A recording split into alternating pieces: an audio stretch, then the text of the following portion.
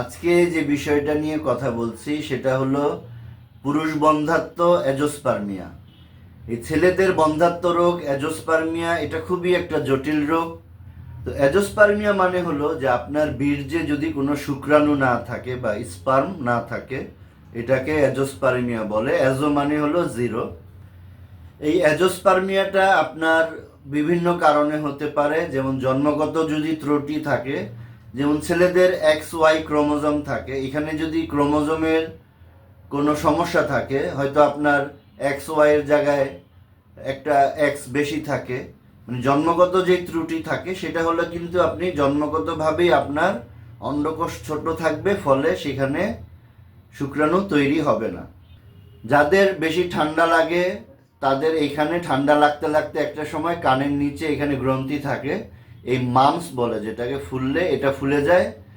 এই মামস হলে কি হয়, যখন আমরা মামসের ট্রিটমেন্টের জন্য ডাক্তারের কাছে যাই, ডাক্তার যখন মামসের ট্রিটমেন্ট দেন তখন মামস কমতে থাকে, অন্ডকোষ ফুলতে থাকে, এবং পরবর্তীতে যখন আবার অন্ডকোষ ফুলা কমার মেডিসিন দেওয়া হয়, তখন অন্ডকোষ ফুলা কমতে কমতে একদম অন্ডকোষ শুকিয়ে যায়।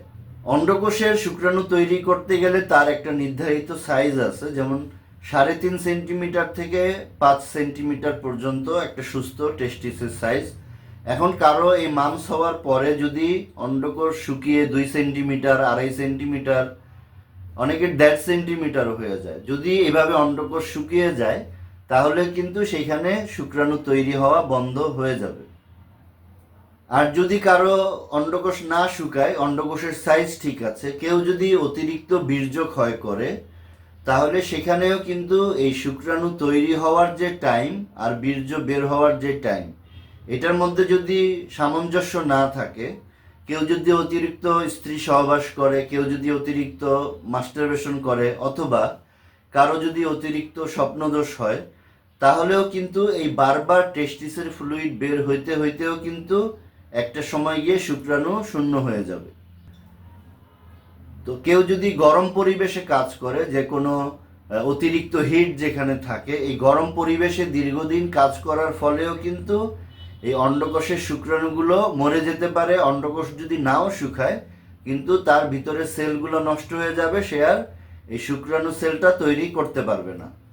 তারপরে কারো যদি পিটুইটারি গ্ল্যান্ডের সমস্যা থাকে, যেখান থেকে এই FSH হরমোনটা আসে, যেটা শুক্রাণু তৈরি করার জন্য বডিকে প্রেসার দেয়, তো তখন এই পিটুইটারি গ্ল্যান্ডে যদি কারো সমস্যা থাকে, এটা ব্রেনের নিচে একটা গ্ল্যান্ড, এই গ্ল্যান্ডে যদি কারো সমস্যা থাকে, ওইখানে টিউমার হয়, তখন সেই পিটুইটারি গ্ল্যান্ড যদি উত্তেজিত হয়ে থাকে, তখন সেখান থেকেও কিন্তু এই FSH হরমোনটা বডিতে বেশি চলে আসতে পারে। FSH হরমোন যদি বেশি চলে আসে, 10-এর উপরে চলে যায়, তখন কিন্তু এই FSH হরমোন বেশি হওয়ার কারণেও কিন্তু শুক্রাণু তৈরি হওয়া বন্ধ হয়ে যেতে পারে। এই ধরনের নানান কারণে কিন্তু একটা পুরুষ মানুষের অ্যাজোস্পার্মিয়া হতে পারে। তাহলে কি কারণে হলো সেটা বুঝতে হলে ঠান্ডা মাথায় সব ধরনের পর্যায়ক্রমে পরীক্ষাগুলো করে একটা ডিসিশনে আসতে হবে যে জন্মগত ত্রুটি আছে কিনা, নাকি এটা পরবর্তীতে কোনো কারণে অ্যাজোস্পার্মিয়া হলো। তাহলে সেই হিসাবে চিকিৎসা দিলে ইনশাল্লাহ সফলতার আশা করা যায়। জন্মগত ত্রুটি যাদের থাকে, এই ক্লিন ফিল্টার সিমটম বলে, এটা থাকলে 100 জনের মধ্যে 100 জনের যদি এই সিমটমটা থাকে জন্মগত, তাহলে সেখান থেকে সর্বোচ্চ 5 জনের বাচ্চা জন্মদানের সক্ষমতা থাকে, আর বাকি 95 জনই কিন্তু কোনো শুক্রাণু পাওয়া যায় না। আরও আপনারা আমাকে হোয়াটসঅ্যাপে নাম্বার দিয়ে আপনাদের পরীক্ষার রিপোর্টগুলো দেখাতে পারেন এবং সেই অনুযায়ী পরামর্শ নিতে পারেন। আপনাদের যে কোনো প্রশ্ন থাকলে এই বিষয়ে আপনারা কমেন্টেও আমাকে জানাতে পারেন। আমি ইনশাল্লাহ সবারই প্রশ্নের উত্তর দেওয়ার চেষ্টা করি। সবাইকে ধন্যবাদ। আসসালামু আলাইকুম।